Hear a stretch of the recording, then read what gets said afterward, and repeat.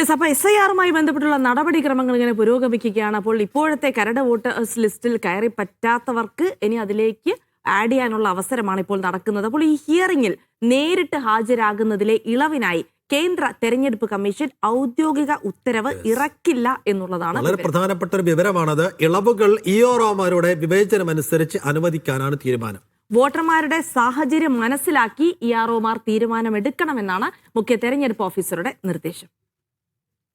കരട് പട്ടികയിൽ ഉൾപ്പെട്ടിട്ടും 2002 പട്ടികയുമായി മാപ്പിംഗ് ചെയ്യാനാവാത്തവർ നേരിട്ട് ഹിയറിംഗിന് ഹാജരാകണമെന്നാണ് കേന്ദ്ര തെരഞ്ഞെടുപ്പ് കമ്മീഷന്റെ നിബന്ധന.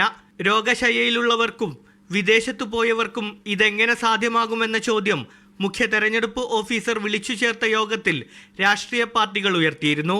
പിന്നാലെയാണ് വോട്ടർമാരുടെ സാഹചര്യം മനസ്സിലാക്കി ഇക്കാര്യത്തിൽ EROമാർക്ക് തീരുമാനമെടുക്കാമെന്ന നിർദ്ദേശം മുഖ്യ തെരഞ്ഞെടുപ്പ് ഓഫീസർ ഉദ്യോഗസ്ഥർക്ക് നൽകുന്നത്. എന്നാൽ നേരിട്ട് ഹാജരാകുന്നതിലെ ഇളവ് ഔദ്യോഗിക ഉത്തരവായി നൽകാനാകില്ലെന്നാണ് കമ്മീഷൻ അറിയിക്കുന്നത്. EROമാരുടെ ബോധ്യത്തിന്റെ അടിസ്ഥാനത്തിലും വീഡിയോ കോൺഫറൻസ് അടക്കമുള്ള സംവിധാനങ്ങളുടെ പിൻബലത്തോടെയുമാകും തീരെ ഹാജരാകാനാവാത്തവർക്കുള്ള ഹിയറിംഗ്. മാപ്പിംഗ് ചെയ്യാനാവാത്തവരുടെ രേഖകൾ ഇതിനോടകം BLOമാർ മുഖേന തെരഞ്ഞെടുപ്പ് കമ്മീഷന് മുന്നിലെത്തിയിട്ടുണ്ട്.